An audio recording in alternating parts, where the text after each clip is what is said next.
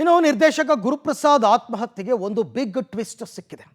ಅವರ ಎರಡನೇ ಪತ್ನಿಯ ಜೊತೆ ಇವರು ಫೋನ್ನಲ್ಲಿ ಮಾತನಾಡಿದ್ದಾರೆ ಎನ್ನಲಾದ ಆಡಿಯೋ ಒಂದು ವೈರಲ್ ಆಗಿ ಭಾರೀ ಸಂಚಲನಕ್ಕೆ ಕಾರಣವಾಗಿದೆ.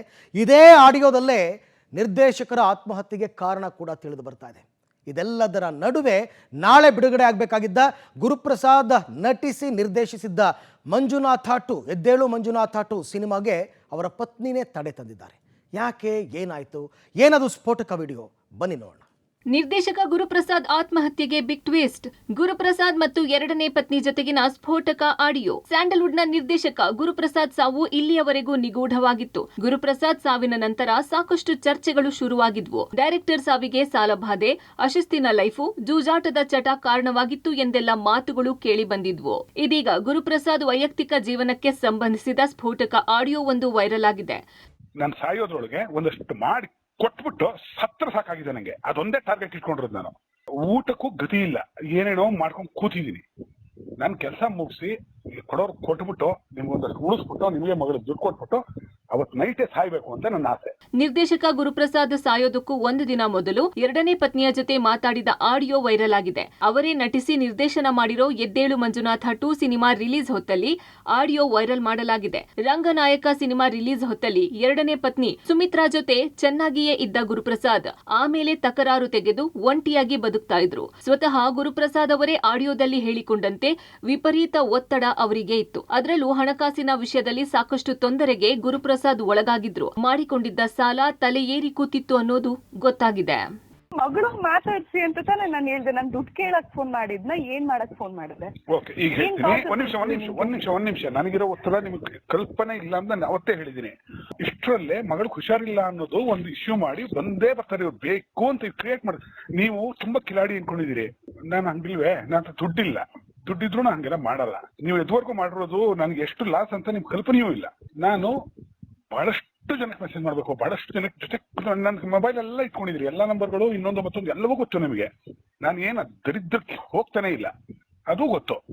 ಆದ್ರೂ ನಾನು ಕಂಟ್ರೋಲ್ ತಗೋಬೇಕು. ನಾನು ಕಂಟ್ರೋಲ್ ತಗೊಳಕ್ ಆಗಲ್ಲ.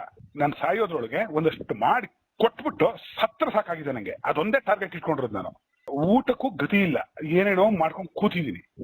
ನಾನು ಕೆಲಸ ಮುಗಿಸಿ ಕೊಡೋರು ಕೊಟ್ಬಿಟ್ಟು ನಿಮ್ಗೊಂದಷ್ಟು ಉಳಿಸ್ಬಿಟ್ಟು ನಿಮಗೆ ಮಗಳು ದುಡ್ಡು ಕೊಟ್ಬಿಟ್ಟು ಅವತ್ತು ನೈಟೇ ಸಾಯ್ಬೇಕು ಅಂತ ನನ್ನ ಆಸೆ.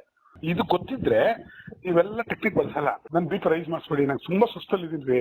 ನಾನು ತೊಂದರೆ ಕೊಡ್ಬಾರ್ದು, ಜಗಳನೂ ಮಾಡ್ದಂಗ್ ಬಂದಿದ್ದು ಇದಕ್ಕೆ. ಅದಕ್ಕೆ ಆಯ್ತು, ಸಂತೋಷ. ಮಗಳಿಗೆ ಹುಷಾರಿಲ್ಲ, ಅವಳನ್ನ ನೋಡೋಕೆ ಬನ್ನಿ ಅಂತ ಕರೆ ಮಾಡಿದ್ದ ಎರಡನೇ ಪತ್ನಿ ಸುಮಿತ್ರಾ ಜೊತೆ ಗುರುಪ್ರಸಾದ್ ಬೇಸರದಲ್ಲಿ ಮಾತಾಡಿದ್ದಾರೆ. ತಮಗಿರೋ ಅನಾರೋಗ್ಯದ ಬಗ್ಗೆಯೂ ಹೇಳ್ಕೊಂಡಿದ್ದಾರೆ. ನನ್ನನ್ನ ಎಲ್ಲರೂ ಅವರಿಷ್ಟದಂತೆ ಉಪಯೋಗಿಸಿಕೊಳ್ತಿದ್ದಾರೆ, ನಾನು ಕೂಲಿ ಆಳಾಗಿದ್ದೇನೆ ಅಂತೆಲ್ಲ ಗದರಿದ್ದಾರೆ. ತನ್ನನ್ನು ಯಾರೂ ಕಂಟ್ರೋಲ್ ಮಾಡೋಕೆ ಸಾಧ್ಯವೇ ಇಲ್ಲ ಅಂತೆಲ್ಲ ಗುಡುಗಿದ್ದಾರೆ. ಪದೇ ಪದೇ ಸಾಯುವ ಮಾತನ್ನು ಗುರುಪ್ರಸಾದ್ ಆಡಿದ್ದಾರೆ. ಈ ಆಡಿಯೋ ಬಗ್ಗೆ ಗುರುಪ್ರಸಾದ್ ಪತ್ನಿ ಸುಮಿತ್ರಾ ಮಾತನಾಡಿದ್ದು ಹೀಗೆ.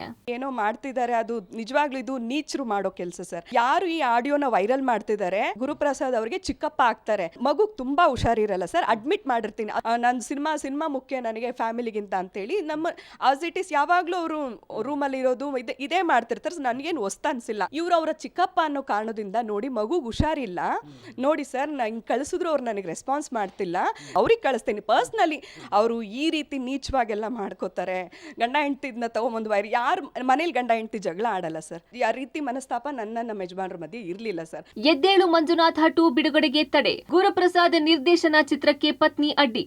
ಅಂದುಕೊಂಡಂತೆ ಆಗಿದ್ದರೆ ಶುಕ್ರವಾರ ಗುರುಪ್ರಸಾದ್ ನಿರ್ದೇಶಿಸಿ ನಟಿಸಿರೋ ಎದ್ದೇಳು ಮಂಜುನಾಥ 2 ಸಿನಿಮಾ ಬಿಡುಗಡೆ ಆಗ್ಬೇಕಿತ್ತು. ಆದರೆ ತನಗೆ ಬರಬೇಕಾದ ಹಣ ಬರ್ಲಿಲ್ಲ ಅನ್ನೋ ಕಾರಣಕ್ಕಾಗಿ ಗುರುಪ್ರಸಾದ್ ಎರಡನೇ ಪತ್ನಿ ಸುಮಿತ್ರಾ ಕೋರ್ಟ್ನಿಂದ ತಡೆಯಾಜ್ಞೆ ತಂದಿದ್ದಾರೆ. ಈ ಕಾರಣಕ್ಕಾಗಿಯೇ ಗುರುಪ್ರಸಾದ್ ಜೊತೆ ಸುಮಿತ್ರಾ ಮಾತಾಡಿರೋ ಆಡಿಯೋವನ್ನ ವೈರಲ್ ಮಾಡ್ತಿದ್ದಾರೆ ಅನ್ನೋದು ಸುಮಿತ್ರಾ ಆರೋಪ.